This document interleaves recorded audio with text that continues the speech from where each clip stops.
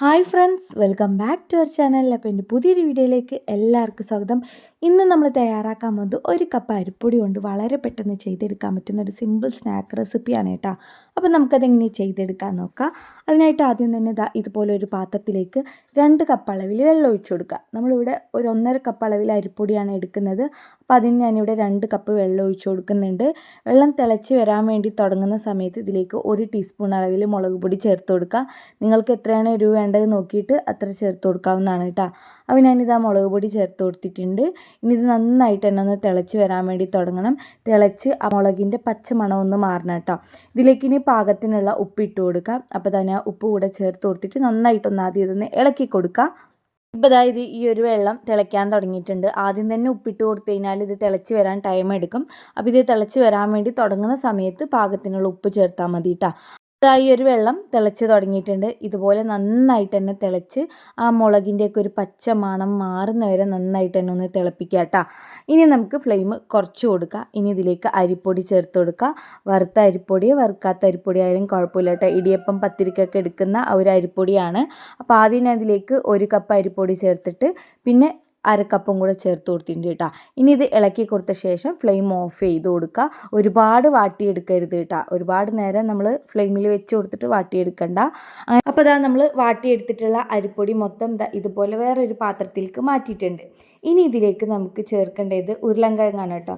2 ഉരുളൻകിഴങ്ങ് തോലൊക്കെ കളഞ്ഞ് നന്നായിട്ട് വേവിച്ചെടുത്ത ശേഷം പോലെ ഒന്ന് ഗ്രേറ്റ് ചെയ്ത് എടുക്കണമെങ്കിൽ അങ്ങനെ എടുക്കുക, അല്ലെങ്കിൽ നല്ല പോലെ ഒന്ന് ഉടച്ചെടുക്കില്ലേ അതുപോലെ ആക്കിയെടുക്കാവുന്നതാണ് കേട്ടോ. എന്നിട്ട് ഇതുപോലെ നമ്മൾ വാട്ടിയെടുത്ത അരിപ്പൊടിയിലേക്ക് ഇട്ട് കൊടുത്തിട്ട് നല്ല പോലെ തന്നെ കുഴച്ചെടുക്കണം. കുഴച്ചെടുക്കുന്ന സമയത്ത് കയ്യിൽ വേണമെങ്കിൽ ലേശം എണ്ണയൊക്കെ ആക്കി കൊടുത്തിട്ട് നന്നായിട്ട് തന്നെ കുഴച്ചെടുക്കുക. നമ്മൾ ഉരുളൻകിഴങ്ങിൻ്റെ അവിടെ പീസ് ഇങ്ങനെ കട്ടയായിട്ടുണ്ടാവാൻ പാടില്ല കേട്ടോ. നന്നായിട്ട് തന്നെ കുഴച്ചെടുത്തിട്ടുണ്ടാവണം.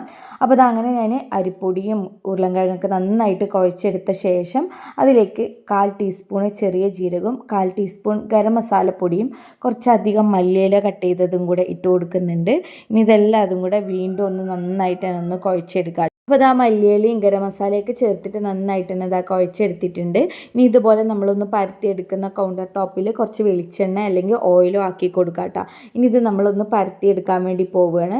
നന്നായിട്ട് തന്നെ കുഴഞ്ഞ് നല്ല സെറ്റായി കിട്ടിക്കഴിഞ്ഞാലാണ് നമുക്കിത് പെർഫെക്റ്റ് ആയിട്ട് ചുട്ടെടുക്കാൻ വേണ്ടി പറ്റുള്ളൂ കേട്ടോ.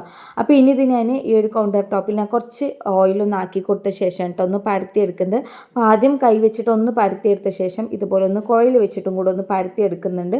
അത് കറക്റ്റായിട്ട് കിട്ടാൻ വേണ്ടിയിട്ടാണ് കേട്ടോ. അല്ലാന്നുണ്ടെങ്കിൽ നമ്മുടെ കൈ ഇങ്ങനെ പതിഞ്ഞത് ഉണ്ടാവുമല്ലോ, അതൊന്ന് സെറ്റാവാൻ വേണ്ടിയിട്ടാണ് ഞാൻ കോയിൽ വെച്ചിട്ടൊന്ന് പരത്തിയെടുത്തത്. ഇനി ഇത് നമുക്ക് കട്ട് ചെയ്തെടുക്കാം. അപ്പോൾ കട്ട് ചെയ്തെടുക്കുന്ന സമയത്ത് കത്തിയിൽ ലേശം എണ്ണ ഒന്ന് പുരട്ടാട്ടോ, ഒട്ടിപ്പിടിക്കാതിരിക്കാൻ വേണ്ടിയിട്ടാണ്. അപ്പോൾ നമുക്ക് ഇഷ്ടമുള്ള ഷേപ്പിൽ കട്ട് ചെയ്തെടുക്കാം കേട്ടോ. ഞാനിത് ഇതുപോലെയാണ് കേട്ടോ കട്ട് ചെയ്തെടുത്തത്. നിങ്ങൾക്ക് എങ്ങനെയാണോ കട്ട് ചെയ്തെടുക്കേണ്ടത് അങ്ങനെ കട്ട് ചെയ്തെടുക്കുക. അതുപോലെ തന്നെ ഈ ഒരു തിക്ക് ഉണ്ടാവണം കേട്ടോ നമ്മൾ പരത്തിയെടുത്ത് കഴിഞ്ഞാൽ. അപ്പോൾ ഇതാ കണ്ടില്ലേ, നമുക്കിതാ ഇതുപോലെ പെട്ടെന്ന് എടുക്കാനും കിട്ടണം. അതിനാണ് നമ്മളിങ്ങനെ എണ്ണയാക്കി കൊടുക്കുന്നത് കേട്ടോ. ഇനി ഇത് നമുക്ക് ചുട്ടെടുക്കാം. അതിനായിട്ട് ഞാനിവിടെ എണ്ണ നന്നായിട്ട് ചൂടാവാൻ വേണ്ടി വെച്ചിട്ടുണ്ട്. എണ്ണ നന്നായിട്ട് ചൂടായിട്ടുണ്ടാവണം കേട്ടോ. അതിലേക്ക് ഓരോന്ന് ഇട്ട് കൊടുത്തിട്ട് മീഡിയം ഫ്ലെയിം ഇട്ടിട്ട് വേണം ഫ്രൈ ചെയ്തെടുക്കാനായിട്ട്. പെട്ടെന്ന് കരിഞ്ഞു പോകാതിരിക്കാൻ വേണ്ടിയിട്ടാണ്. അതുപോലെ തന്നെ മീഡിയം ഫ്ലെയിമിൽ ഇട്ട് കഴിഞ്ഞാൽ അതിൻ്റെ ഉള്ളും പുറവും ഒക്കെ നന്നായിട്ട് തന്നെ മൊരിഞ്ഞ് നമുക്ക് സെറ്റായിട്ട് കിട്ടുള്ളൂ കേട്ടോ. അപ്പോൾ ഞാൻ ആദ്യം ഇവിടെ ഒരു 3 ഇട്ട് കൊടുത്തിട്ടാണ് കേട്ടോ ചുട്ടെടുക്കുന്നത്. അതായത് ഇതിൻ്റെ കളറൊക്കെ ഒന്ന് മാറി തുടങ്ങിയിട്ടുണ്ട്. ഇനി നമുക്കിതൊന്ന് തിരിച്ചിട്ട് കൊടുക്കാം. അതിന് തിരിച്ചും മറിച്ചൊക്കെ ഇട്ട് കൊടുത്ത് നല്ലൊരു ബ്രൗൺ കളറായി വന്നിട്ടുണ്ട്. നമുക്കിനി ഇത് എണ്ണയിൽ നിന്ന് എടുത്ത് മാറ്റാം. ഇതാണ് കേട്ടോ പാകമായിട്ടുള്ളത്. ഇതുപോലെയാണ് ഉണ്ടാവേണ്ടത്. നല്ലൊരു ബ്രൗൺ കളറായി വരണം. അപ്പോൾ നമുക്കിനി ഇത് എണ്ണയിൽ നിന്ന് എടുത്ത് മാറ്റാം. ബാക്കിയുള്ളതും ഇതുപോലെ തന്നെ ചുട്ടെടുക്കാം. ഇത് നമ്മൾ എണ്ണയിൽ ഇട്ട് കൊടുത്തതും തന്നെ ഇങ്ങനെ സ്പൂണ് വെച്ചിട്ട് തിരിച്ച് മറിച്ചിടാനൊന്നും പാടില്ല കേട്ടോ.